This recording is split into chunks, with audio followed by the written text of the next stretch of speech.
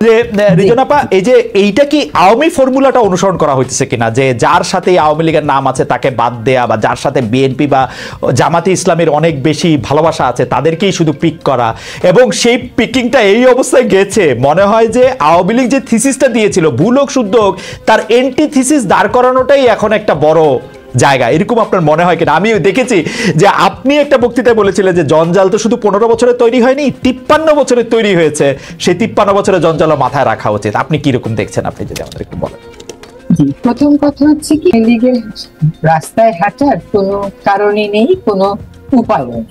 বিষয়টা হচ্ছে যে আপনার এজেন্ডাটা, এই সরকারের এজেন্ডাটা হচ্ছে ফ্যাসিবাদ নির্মূল করে ফ্যাসিস্টের বিচার করে দেশে প্রকৃত গণতন্ত্র, তাই তো? এখন আপনি যখন ফ্যাসিবাদের বিচার করবেন, এই মাত্র এক মাস মতন হয়েছে, এতগুলো তাজা প্রাণ ঝরে গেছে, এত রক্ত আমরা দেখেছি। যারা এই রক্তের কোন সুবিধাবাদী ছিলেন, যারা নেতৃত্ব দিয়েছেন, কোন রকম সুবিধা ভোগ করেছেন, তাদের সাথে আলোচনায় বসার কি কোনো সুযোগ আছে?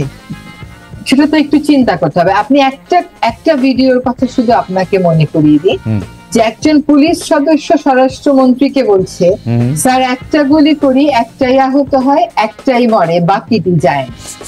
এই স্মৃতিটাকে আমরা ভুলে গেলাম। যেই পদ্ধতি, যে দল, যার পরিচালনা পদ্ধতির কারণে এইরকম উক্তি আমাদেরকে শুনতে হয়েছে স্বাধীন দেশে, আমাদের সন্তানদের বুকে গুলি চালানোর জন্য, এইটা কি ধরে নেওয়াটা স্বাভাবিক যে আমরা তাদের সাথে বসে পড়বো? সেটা কিন্তু বলা হয়নি। বলা হচ্ছে আগে ফ্যাসিস্টদের বিচার হবে, আগে এই হত্যাকাণ্ডের বিচার হবে, আগে এই গুলির বিচার হবে, আগে এই গুমের বিচার। যেটা আনু ভাই বললেন, বিচারে যারা দোষী সাব্যস্ত হবে না তাদের ক্ষেত্রে সিদ্ধান্ত ভিন্ন হবে। কিন্তু আপনি কেমন করে জানবেন তদন্তের আগে যে কে দায়ী কে দায়ী না? এটা তো খুবই সমস্যার বিষয়। আরেকটা কথা হচ্ছে কি, যে আপনাকে এটাও একটু বুঝতে হবে যে এই সরকারে কারা আছে।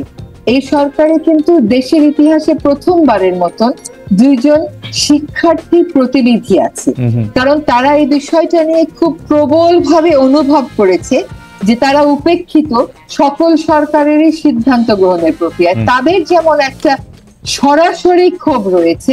আপনি বলেন বাংলাদেশের একজন নাগরিক হিসেবে আপনার কেন এই ক্ষোভটি নেই?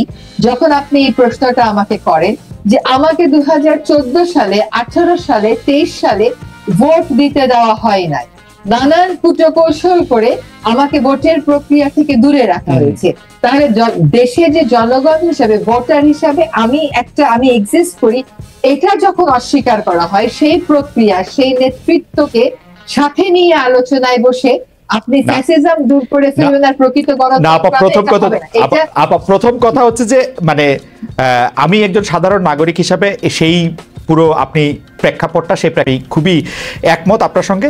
আমি যেটি প্রশ্নটি করেছিলাম সেই ক্ষোভ মনে নিয়েই আমি প্রশ্নটি করছি যে আপনারা আসলে কিভাবে আগাচ্ছেন সেই মডেলটি বোঝার জন্য। আর 2 নম্বর যে প্রশ্নটা, সুশক্তির মধ্যে একটা বিপুল অংশ জানতে চাইছেন যে বিচার বলতে আমরা বুঝি, বা আমি ব্যক্তিগতভাবে মনে করি, আমি অনেকবার বলেছি যে বিচার বলতে আমি বুঝি যিনি সর্বোচ্চ জায়গা থেকে সবচেয়ে বেশি নির্দেশ দিয়েছেন, অর্থাৎ শেখ হাসিনা। আমরা গত সরকারের প্রধানমন্ত্রীর বিচার করার জন্য আমরা আসলে কি উদ্যোগ এই মুহূর্তে নিচ্ছি?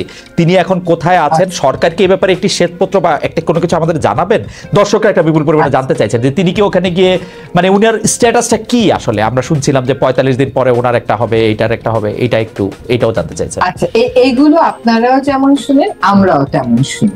এখানে আনু ভাই একটা কথা একটু বলে দিই, এই কথাটা খুবই সত্য যে কারো পরিচয়ের জন্য কাউকে তো আক্রমণ করা যাবে না। দেখেন, আমাদের প্রধান উপদেষ্টা ওনার 2টা ভাষণেই কিন্তু বলেছে যে আমরা, এবং আমাদের যারা শিক্ষার্থী প্রতিনিধি আছে তারাও ক্লিয়ার করেছে যে মব জাস্টিস কোনোভাবেই গ্রহণযোগ্য না। এবার এটার সপক্ষে কখনো কোনো যুক্তি থাকতে পারে না। কিন্তু যদি এই যে মামলাগুলো করা হচ্ছে, এই মামলাগুলোর ক্ষেত্রেও দেখেন আমাদের পরিচিত, আমরা জানি অত্যন্ত ভালো একজন সাংবাদিক, তাকেও ঢুকিয়ে দেওয়া হয়েছে। আমার পরিবেশ অধিদপ্তরের এনফোর্সমেন্ট টিম, ওরা হয়তো কারো বিদ্যুৎ লাইন কেটেছে, তাকে ওখানে মামলায় ঢুকিয়ে দিয়েছে, ওর সাথে এর কোনো সম্পর্ক নাই। কিন্তু মামলাগুলো তো সরকার দায়ের করছে না।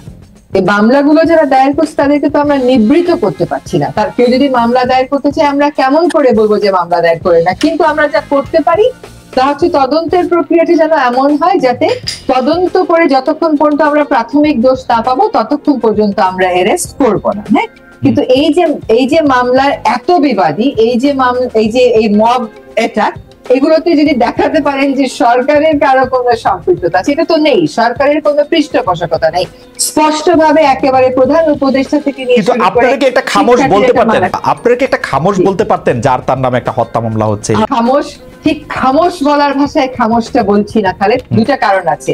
আমরা না নিবর্তনমূলক পদ্ধতিতে যাচ্ছি না, কিন্তু আমরা যতভাবে বলা যায় ততভাবে কিন্তু বলছি। আমরা এমনকি পত্রিকায় বিজ্ঞাপন দিয়েও বলছি যে মামলা হলেই যত্রতত্র গ্রেফতার না।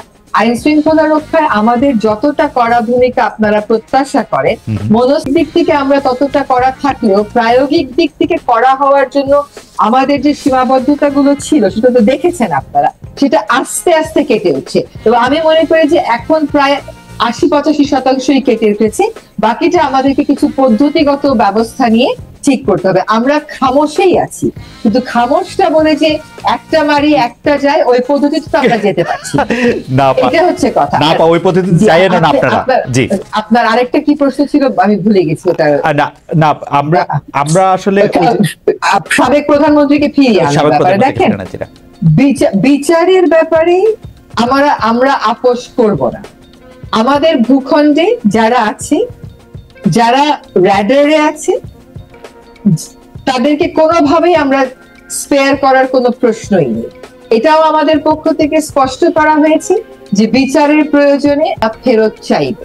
এখন ফেরত আনার প্রক্রিয়াটা রাজনৈতিক হবে নাকি সেটা কূটনৈতিক হবে, সেটা একটা কৌশলের ব্যাপার থাকে। হ্যাঁ, তবে এইটুকুন আমি আশ্বস্ত করতে চাই যে কোনোভাবেই হুকুমের আসামি যারা আছে, যখন সেটা তদন্তে প্রমাণিত হবে, হুকুমে বা তদন্তের কারণেও কিন্তু অনেককে আমাদের গ্রেফতার করতে হয়, ফেরত আনা আসামিকে সামনে পাওয়ার প্রয়োজন হয়। আমরা যে পর্যায়ে যখন যা প্রয়োজন হয় তখন তা করি। না রেজারপা, আপনাকে কাছে মানে আপনাকে পেলাম সেজন্য প্রফেসর আনু মোহাম্মদ আছেন। আমি আমারও জানিয়ে রেখেছি, আমি মনে করি যে আওয়ামী লীগ আমলে যত দুষ্কর্ম আছে, যত দুষ্কৃতি আছে, তার জন্য প্রথম যদি কারো বিচার করতে হয় তাহলে সেটা শেখ হাসিনার করা উচিত, কারণ তার নির্দেশে বা তার আনুকূল্য বা তার পাওয়ার জন্য এগুলি করা হয়েছে। সুতরাং সেটি নিশ্চয়ই আপনারা ব্যবস্থা করবেন, এটা রাজনৈতিক হোক কূটনৈতিক হোক, সেটি দর্শকরা প্রত্যাশা করছেন, আমরা আমাদেরও প্রত্যাশা সেটির মধ্যে রয়েছে। আমাদেরকে যদি জিজ্ঞেস করেন যে আমরা আসলে কোন ব্যাপারটাতে সবচাইতে বেশি প্রত্যয়ী এবং একই সাথে চাপ অনুভব করি, আমরা বলবো আমরা সবচাইতে বেশি প্রত্যয়ী এই বিচারটা নিশ্চিত করার ব্যাপারে, এবং সবচাইতে বেশি এটার জন্যই আমরা এক ধরনের চাপে, মানে এটা নিজেদের ভিতর থেকে আসে, এটা তাগিদা আসে যে আমাদেরকে তো এটা করতে হবে। এই মানে বিচার যদি এইবার নিশ্চিত করা না যায়, এত কিছুর পরেও যদি বিচার না হয়, তাহলে আর বিচারের কথা আমরা কবে বলবো?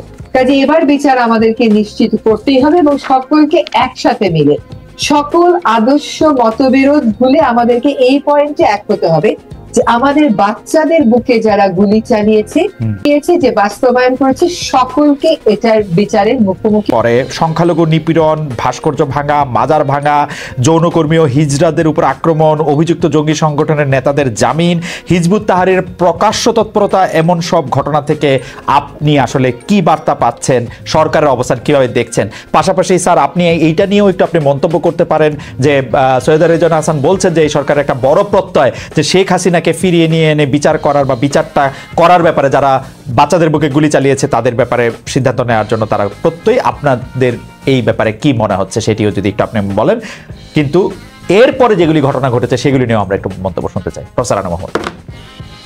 হ্যাঁ, প্রথম কথা হচ্ছে যে বিচার হচ্ছে কোনো একটা শর্ত, মানে আমি যদি গণতান্ত্রিক রূপান্তরের কথা বলি কিংবা জনগণের কাছে একটা পরিবর্তন হয়েছে, কিছু একটা পরিবর্তন হয়েছে, এই জিনিসটা যদি একটা নিশ্চিত করতে হয় বা মানুষের কাছে এই বার্তাটা দিতে হয় যে হ্যাঁ এটা একটা পরিবর্তনের কাজ করছে এই সরকার, তাহলে বিচারটা হচ্ছে খুবই গুরুত্বপূর্ণ। বিচার মানে হচ্ছে শুধু আমাদের দেশে বিচারের অভিজ্ঞতা তো আবার বিভিন্ন রকম। এক হচ্ছে বিচার হচ্ছে না, কিংবা তদন্ত ত্রুটিপূর্ণ হচ্ছে, কিংবা পুরো বিচার ব্যবস্থার মধ্যে নানা রকম জোর জবরদস্তি আছে, সাক্ষী ভুল সাক্ষী হয়, বিচারককে নিয়ে প্রশ্ন থাকে, এই যে নানা রকম অভিজ্ঞতা, সেই অভিজ্ঞতাটা মনে রেখেই বিচার প্রক্রিয়াটা যাতে কোনো দিক থেকেই প্রশ্ন না ওঠে, গ্রহণযোগ্যতা পায়, ভাবে এটা নিয়ে পরবর্তীকালে প্রশ্ন তোলা না যায়, সেইভাবে সেটাকে নিশ্চিত করাটা হচ্ছে খুব গুরুত্বপূর্ণ। বিচার করতে হবে, যারা অপরাধী তাদের অবশ্যই বিচার করতে হবে। এবং গত 15 বছরে আপনারা জানেন যে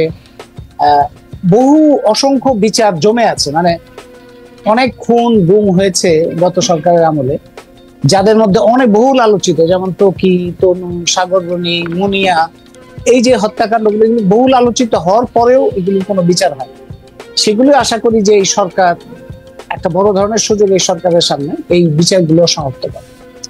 আর 5ই আগস্টের পরে 5ই আগস্টের এই যে বিজয়ের যে আনন্দ, সেই বিজয়ের আনন্দটা মানে আপনি বলতে পারেন যে আমি যে আনন্দে একটা স্বতঃস্ফূর্ত আনন্দ ছিল, সেটা সন্ধ্যার পরে বিভিন্ন ধরনের খবরে থমকে যেতে থাকলো যে আমরা কি পরিস্থিতির মধ্যে চলে যাচ্ছে, নিয়ন্ত্রণের বাইরে চলে যাচ্ছে কিনা। কারণ তখনই আমরা শুনতে পাচ্ছিলাম যে বিভিন্ন ধরনের বিভিন্ন অঞ্চলে সংখ্যালঘুদের উপর আক্রমণ হচ্ছে, কিংবা ভাস্কর্য ভাঙা হচ্ছে, মুক্তিযুদ্ধের বিভিন্ন ধরনের যে সমস্ত চিহ্ন সেগুলি ভাঙা হচ্ছে, শিল্পকর্ম যেগুলো ভাঙা হচ্ছে, মূর্তি ভাঙা হচ্ছে, এবং শিল্পী কিংবা অন্যান্য এই ধরনের এই আক্রমণ, মানে এই ধরনের আক্রমণ, ধ্বংসযজ্ঞ, লুটপাট, এইগুলোর খবরাখবরগুলো খুবই মানে বলা যায় যে আনন্দকে ম্লান করার মতো পরিস্থিতি তৈরি হয়েছিল। এবং তারপরেও এটা তখন তো সরকার ছিল না, তখন সরকার ছিল না, যদিও দায়িত্বে তখন সেনা প্রধান বলেছিলেন যে আমি দায়িত্ব নিচ্ছি,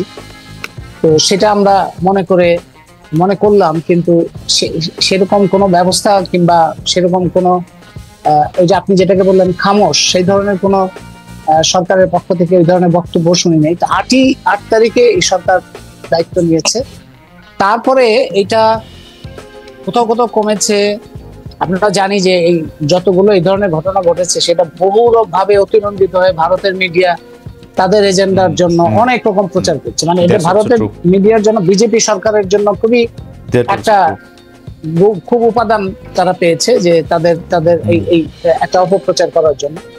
তো তারপরে আমরা দেখলাম একটা পর্যায়ে গিয়ে এই আক্রমণটা কিন্তু থামছে না, আক্রমণ চলছে, এবং একটা পর্যায়ে গিয়ে মাজার ভাঙা শুরু হলো। গত কয়েকদিন ধরে আমরা দেখতে পাচ্ছি মাজার ভাঙা শুরু হলো, এবং মাজার ভাঙার বাইরেও আপনার বিভিন্ন জায়গায় হুমকি, বিভিন্ন ধরনের মানে আমরা ইসলামপন্থী যে সমস্ত রাজনীতি, যে সমস্ত ধারা আছে তাদের মধ্যেও বহু ধারা আছে, আমরা জানি বহু ধারা আছে, এবং বৈষম্য নিপীড়নের থেকে মুক্ত থাকতে চায় এরকম ইসলামের ব্যাখ্যাও আছে, এই ধরনের ধারাও আছে।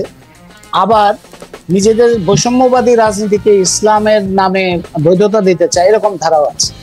তো তার ফলে দেখা যাচ্ছে যে ইসলামের নাম করে, ধর্মের নাম করে এই হামলাগুলো, মাজার কিংবা বিভিন্ন ধরনের সংখ্যালঘু জাতি, সংখ্যালঘুর মধ্যে আবার ইসলাম ধর্মের মধ্যে সংখ্যালঘু যারা মুসলমানদের মধ্যে, যেমন আহমদিয়া কিংবা অন্য বিশ্বাসী লোকজন, তাদের উপর আক্রমণ হয়েছে। মানে মানে বিভিন্ন ধরনের মানে শক্তি, বল প্রয়োগ এবং বিভিন্ন ধরনের তাকে তার নতুন ভাবে তার রাজনৈতিক শক্তি হিসেবে